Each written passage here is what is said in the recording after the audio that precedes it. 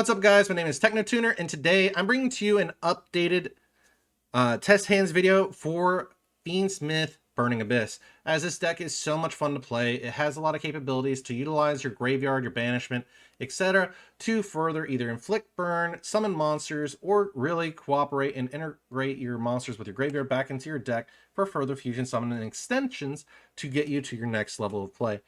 This deck is very malleable, has a lot of capabilities, and you can even incorporate other engines such as the Radiant Typhoon engine or Phantom Knights into this as well to further give you a little bit more of a aggressive or control-based playstyle.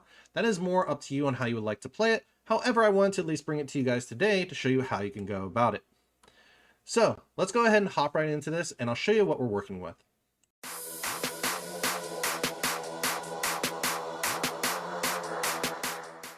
As most people know, I do usually stick with a 2-to-1 ratio here for most people.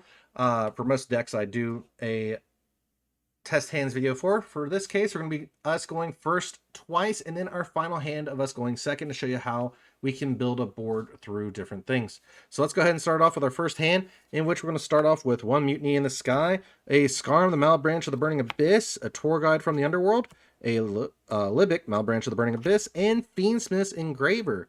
All right, so that's a really good hand. We'll go ahead and start off with the Fiendsmith's Engraver, discarding it to add the Fiendsmith Tract, in which we'll add that to our hand. And then we'll go ahead and activate the Tract, allowing us to add a Light Fiend, which is going to be that Fabled Lurry, to our hand, and discard a card. Now, here's the fun part. You don't have to technically discard the Lurry. You could go ahead and discard the Libic. In this case, our best option would be to discard the Lurry, so we can go ahead and get our protection up. We'll go ahead then special summon the Lurry, link it away, and go it directly into our Fiendsmith combo, where we go into Requiem. We'll then activate Requiem, tribute to summon the Lacrima from our deck. Lacrima to then dump the Engraver. Once I find the Lacrima, there's Lacrima, and then we'll dump the Engraver to the graveyard.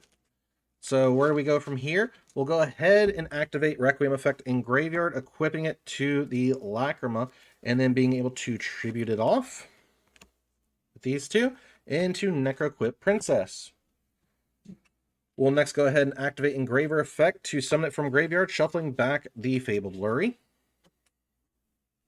allowing us to go ahead and take those two and go directly into our DDD Wave High King Caesar for a summon negation. We'll put that over in the far right. Don't have to worry about that for later on. Now we'll go ahead and normal summon the Tour Guide from the Underworld. We'll activate the effect to special summon a Burning Abyss or level 3 monster from our deck to our hand, but negates effects. We'll go ahead and special summon the Graph. Its effects are negated while on board, so we don't have to worry about that. We'll next link these two away into our Cherubini of the Burning Abyss. Cherubini, Ebon, Angel of the Burning Abyss. In this case, we'll go ahead and trigger Graph. Graph effect to summon one from deck. In this case, we're going to go ahead and summon the Seer. Next, we'll go ahead and special summon the Libic if we want to. We don't have to.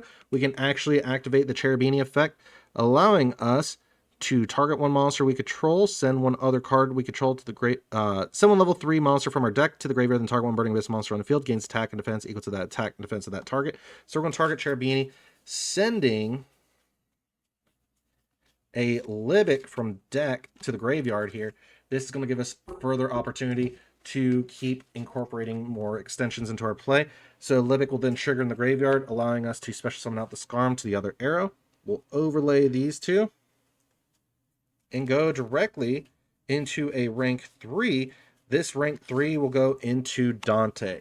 Dante will then utilize its effect. We're going to go ahead and detach either the Skarm or the Seer, and we can then either revive one from graveyard, or we can get a search at the end step, but we're going to go ahead and do the revive here instead. Mill 3, so we get a banish, an imperm, and a Mutiny in the Sky.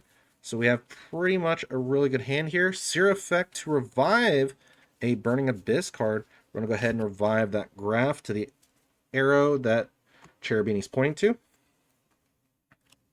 And now what else do we have as further capability? Well, since we have Mutiny in the Sky in the graveyard, we can send one Fiend or Fairy monster from our hand or face-up field to the graveyard, add this card to our hand, so we can either send the Libic from our hand to the graveyard, or we can then send the graph from our hand, from our board to the graveyard. In this case, best option would probably be Mutiny in the Sky, add it back, sending the graph, so that way we have further fusion capability here. But if you want to do it the other way, which would work as well, you can send the Libic, add back the Mutiny in the Sky, then activate the additional Mutiny in the Sky we milled. And then shuffle back 3. Or we could go into other things.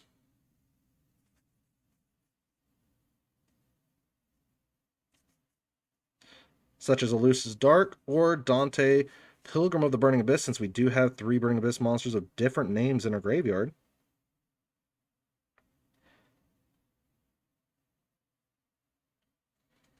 So this is where I would recommend, if you went with the board, you would go into Dante. But if you don't, I would recommend going either loose here.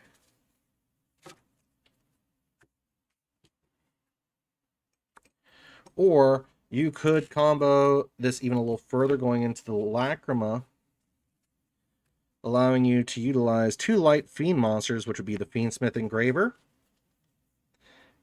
and the Requiem in our grave. So that would probably be the best option here. Actually, we won't even use the Lacrima or the Fiendsmith Engraver because we're going to utilize Fiendsmith's Lacrima. We're going to go ahead and shuffle back the Lacrima and Fiendsmith's Requiem, now that I'm looking at it more, to go ahead and get us directly into our Fiendsmith's Lacrima. We'll put that here, shuffling these 2 back, which is the Requiem and the Lacrima, back into the deck, giving us Fiendsmith's Lacrima. Lacrima effect will then utilize its effect to revive back the Engraver. So we even have an additional rank 6 play here if you want to incorporate that. We still have 1 card in hand, which we can't utilize for right now, but we do have other opportunities in which we can still burn for further damage. We're going to go ahead and take Engraver, or you can take the Lacrima, and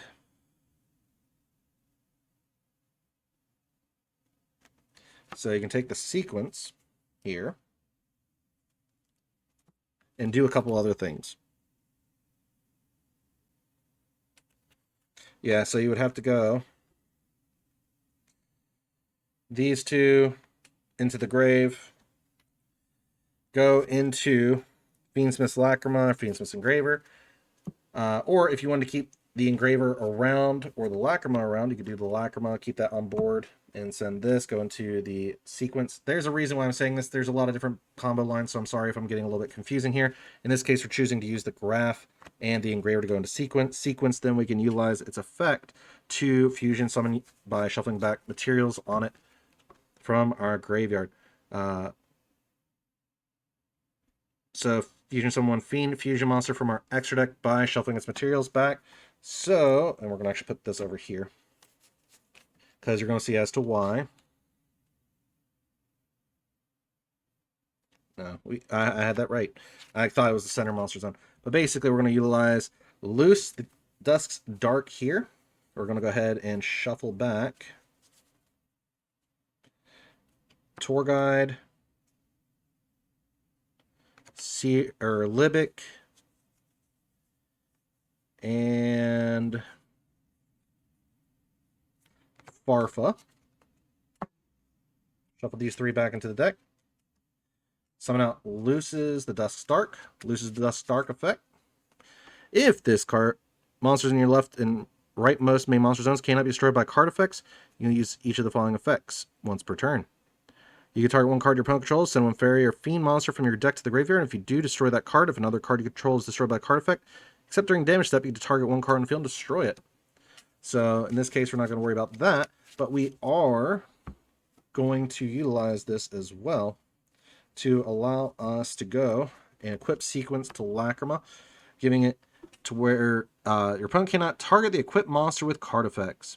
So that can further help us as well there. While we still have a Mutiny in Sky for next turn, for further plays, we do have other options as well, to where if we were going to our battle phase or something, we do have that access of Dante. So if we had the battle phase, we'd swing with DDD, wave High King Caesar. Dante could then be utilized to go into a Zeus. We have Lacrima and Dust Stark. Lacrima effect would come up if we're looking to burn or get additional effects off. But we do have other opportunities here. If you wanted to, you could have kept the Engraver on board instead and equipped that to give you a send capability during your turn. The only reason why I'm keeping Lacrima here is because we're going first. It doesn't really matter on the aspect of that. But do note that if this card is sent to the graveyard, you can shuffle one other light fiend monster from your graveyard into the deck or extra deck and inflict 1200 damage to your opponent. So this can come up if they are life point dependent. So you can utilize this if they destroy it or get rid of it and send it to the graveyard as another opportunity in which you can do that as well. But we do have other options here where we can then use Cherubini effect to boost the monster or whatever we need as well. But that's all that I have for the first test hand. Let's go ahead and hop right in to our second going first test hand.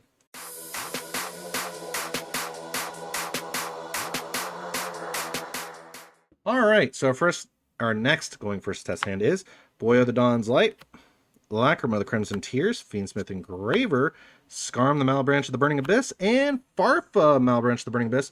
Let's go ahead and start off. You know what we're going to do. Engraver to the grave to add us a Tract. A Fiendsmith's Tract will activate the Tract and go ahead and get us the Fabled Lurry,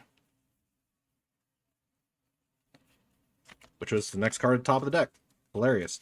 We'll discard the Lurry to then special summon it. Then we'll go ahead and utilize Lurry here, link it off for the Requiem.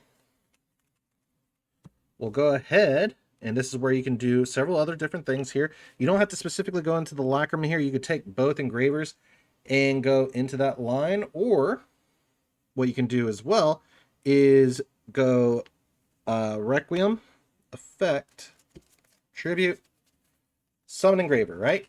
Okay, we're here. Next, we'll go ahead, use Engraver, send shuffling back Lurry.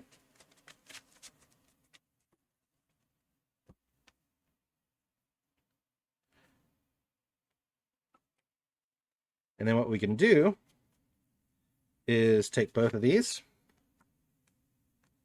go into Fiendsmith Sequence effect, shuffle back the Engraver plus a Fiendsmith's Requiem back into the deck, and extra deck, and go directly into our Fiendsmith's Lacrima. We'll go Lacrima effect to revive the Engraver, and then we'll go Engraver and Lacrima into High Wave King Caesar, or whatever your rank 6 choice is. So we haven't even committed our normal summon yet. So there we go there. Well, up next, we have further opportunities here as well. So we'll go ahead and normal summon the Lacrima. There's a reason as to why. We're going to normal summon the Lacrima. Lacrima effect, dumping the Fiendsmith Engraver that we just shuffled back. And then we'll go ahead and target Lacrima to summon out the Boyos, the Dawn's Light. Special summon this card. And then we'll go ahead and special summon the Farfa. Since it's in the rightmost zone, it's not gonna be able to destroy itself, so we got some protection there. So we want the Lacrima here, actually, because you're going to see as to why. We'll activate the Sequence, equipping it to the Lacrima, so we can make that zone free and give us up a Link Monster Zone where we can utilize the Boyo and the Farfa to go into the Cherubini effect in a new chain, but we first have to resolve the Boyo's effect to add a Mutiny in the Sky from our deck to our hand.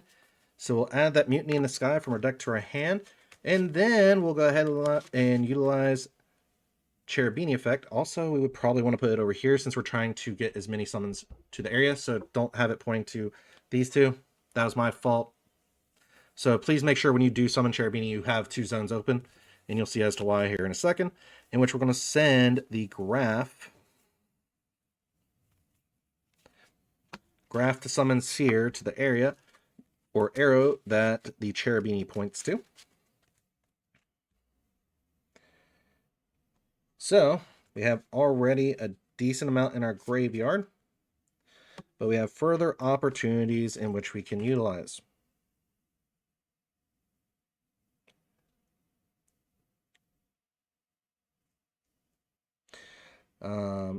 So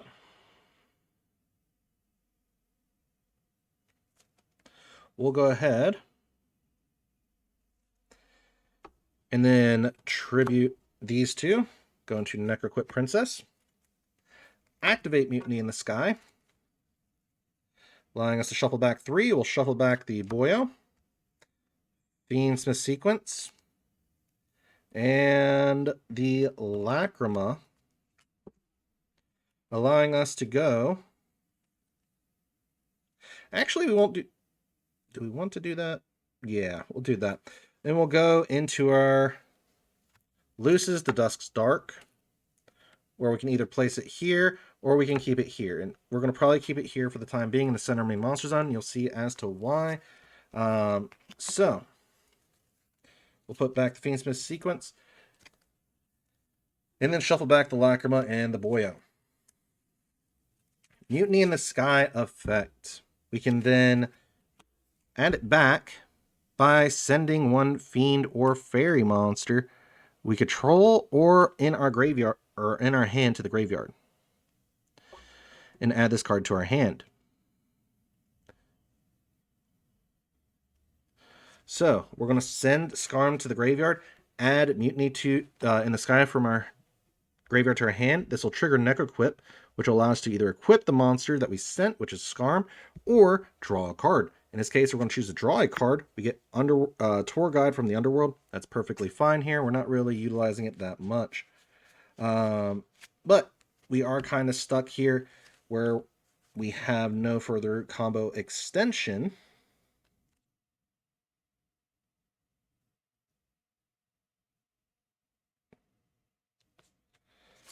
So do note if you do that, but if you don't do that, right? Say you keep the Skarm in hand, don't get the draw, so this goes back on top deck, right? You can special summon the Skarm. You won't be able to utilize its effect, but you can still Dante here. Dante to detach the Seer. Mill 3, which would hit, if I can hit the 3rd card here. Another Mutiny in the Sky. We have other opportunities here in which Seer will then trigger, allowing us to summon back the graph. So we've already filled up our board with 5 monster zones, and I just realized that this would have to go over here. So please forgive me here, because my zone placement was off. I tried to push everything over to the left when it was the right. So that's perfectly fine on how we did things. This will pop itself on summon if you want to do it that way. The other opportunity you could have done is reviving back the Farfa or something else in graveyard to trigger off its effect, but the end step would be basically the same, where if you wanted to, you could place Dante. Just make sure you're watching your zone. So for example, if Dante was there, you would have the graph here and it would protect it from being destroyed, but you do have other opportunities here to utilize those effects. But this is basically the end board piece in which you can utilize. If you're running any Link 3s, you could take Cherubini and graph, go up to, say, Fan Knight's Rusty Bardiche, go into that. You can go into SP. You have other opportunities there as well. Anyways, guys, that's all I got for the next, or for the second going first test hand. Let's see what we get for going second.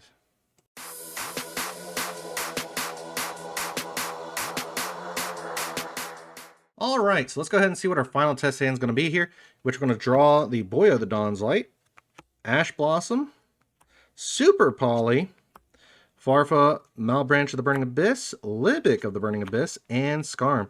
We're going to assume that during our main phase, we're going to at least Ash something when our opponent's going second or going first.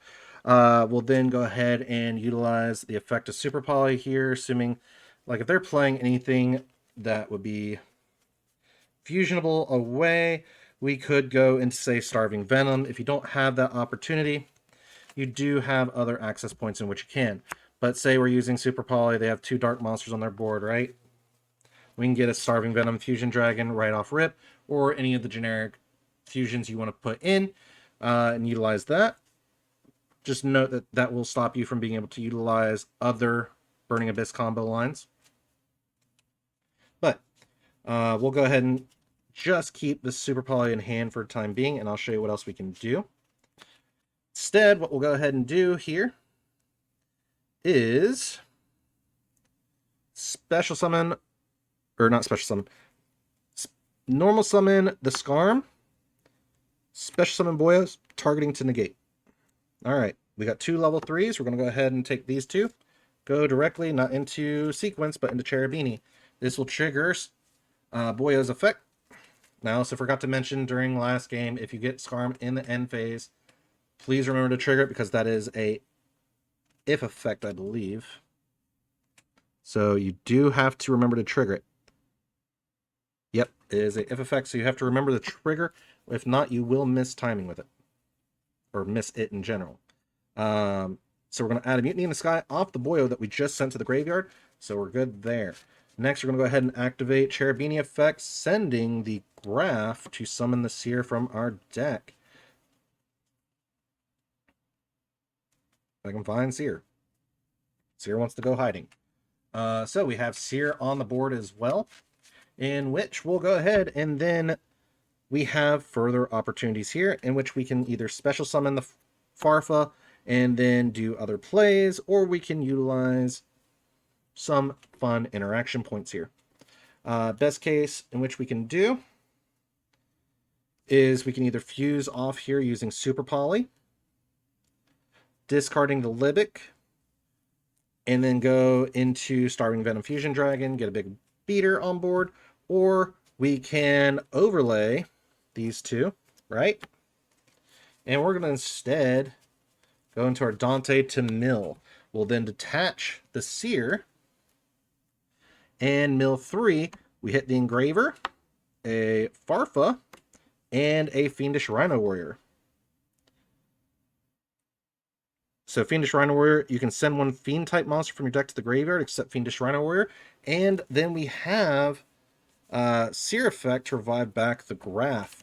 So in this case, we're going to do Fiendish Rhino Warrior, sending, and also we do not want Dante in the arrow that Cherubini is pointing to. Do remember that, because he will have it to where, I believe, no, Dante won't burn it, cause it to pop, because it is technically a Burning Abyss card. I am so goofy about that, sorry. So in this case, we're going to go ahead and send a Libic off of the Fiendish Rhino Warrior effect, and then Libic effect to trigger to special summon the other Libic. In this case, we can make another Dante.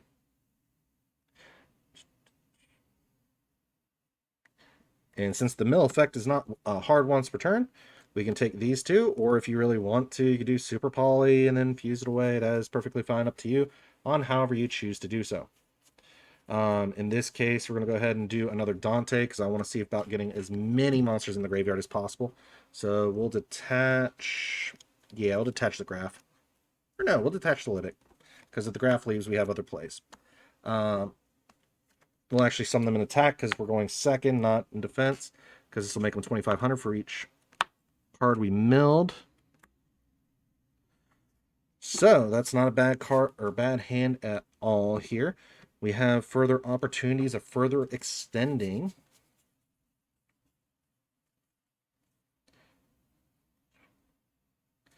In this case, we don't have any light fiends in our graveyard to really utilize the Engraver, but we do have opportunity here to go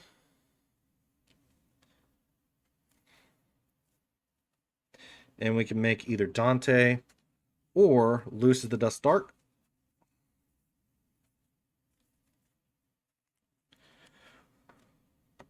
In this case, instead, I think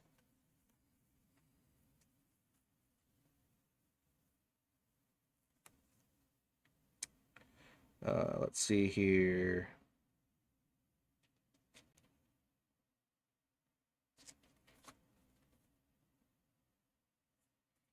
Trying to figure out what would be the best opportunity here for us to further extend our plays. In this case, we're just trying to OTK. We'll go ahead and use Mutiny in the Sky. We'll then go ahead and make Loose the Dust Dark by shuffling back 3. While this does give us a little bit diminishable returns on our actual board state, that's perfectly fine because we do have other opportunities in which we can utilize. This is where I would recommend running the level or the rank 3 Jin instead of another Dante, because it gives you capability to go into the Fiendsmith combo as well. But either way, you can still utilize this by going into, by shuffling back, we'll say a Boyo, a Libic, and a Fiendish Rhino Warrior. Going to Loose the Dust Dark.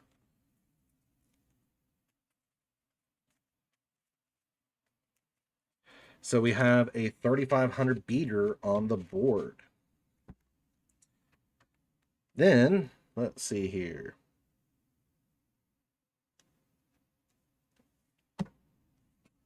We have a 25, a 25, and a 35, plus whatever we send off the Cherubini to boost its attack. So we have enough for lethal if our opponent has an open board state. If we don't have anything in hand, we have further opportunity here in which we can send the Cherubini, add the Mutiny in the Sky, use Super Poly, fuse away our opponent's monsters.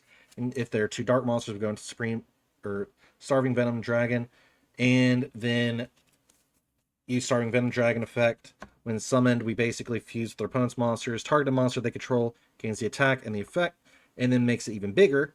So we can swing with Starving Venom for further damage, or you can do other plays as well. The other opportunity here in which you can utilize this is doing other plays in which you keep Loose the Dust Dark and go for further battle damage with 25, 25. We're going to assume 15 and at least 35, so that's over 8k damage. You have the Super Poly for follow-up for next turn, but you also draw into a Barbar for next turn as well, which can further get you plays. But also you do have to remember that you have the Scarm effect at end phase, to where you can get either another Scarm or a Graph to your hand, depending on which route you want to go, because you can set the Super Poly for your opponent's turn, then get the Scarm and Libic, or Scarm or Libic, depending on what you want to do. You can Super Poly away whatever they're playing, or even your own monsters, to go into a Starving Venom Fusion Dragon. If they beat over it, it nukes their board, all special summon monsters, and then you have the Scarm effect at the end of your opponent's turn to add a Burning Abyss monster from your deck to your hand, or if you discard the Graph, you get to special summon a Burning Abyss monster, which can further help.